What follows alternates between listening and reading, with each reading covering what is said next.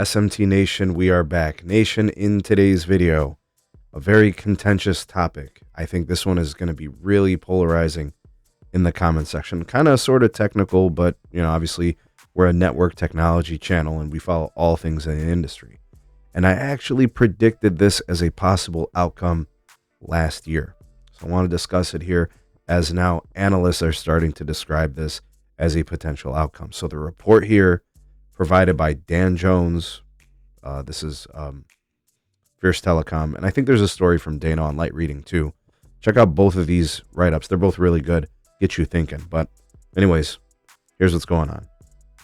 Is T-Mobile going to ditch Nokia as a RAN vendor? Antennas and radios for tower sites. That's the basic premise. This is speculation that eventually T-Mobile could ditch Nokia for another vendor. Now, here's the thing about AT&T, T-Mobile, all these companies, Verizon, and what they need.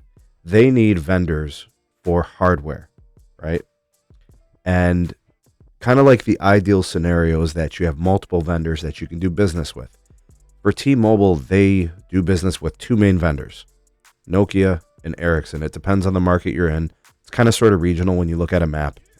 But they've been doing business with these two companies for a long time. And now you've got these analysts kind of speculating that there could be a shift where, T-Mobile dishes Nokia and goes completely Ericsson across the country. There's precedence of this, right? Think about it like this.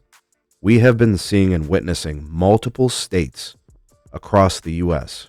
for T-Mobile that have switched from Nokia radio gear for Ericsson. There was this thing called Project Excalibur, and that was a thing. There's still a pretty sizable portion of the country that is on Nokia radio gear for T-Mobile. My market's one of them. There's other ones too, right? And I haven't really seen many major issues, to be honest with you guys, but you never know what goes on the technical aspects of things and the business side of things, right? But AT&T ditched Nokia for Ericsson completely across the country. Those swaps and switches of the gear is happening as we speak. Brand new tower sites, all of them that are being built for AT&T, are typically getting Ericsson gear, right?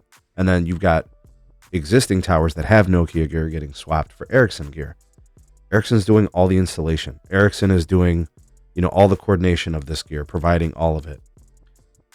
Prior to this, Verizon actually was the first company to ditch Nokia, and they ditched them for Samsung radio gear. Why? Because Nokia wasn't good enough, and Verizon wanted better. AT&T got a financially lucrative deal from what we could tell to go completely with Ericsson and their swap with Nokia. And carriers are copycats from Verizon to AT&T, and now the speculation of T-Mobile. When I mentioned this as a possible outcome last year when AT&T made the switch, that was my thought process.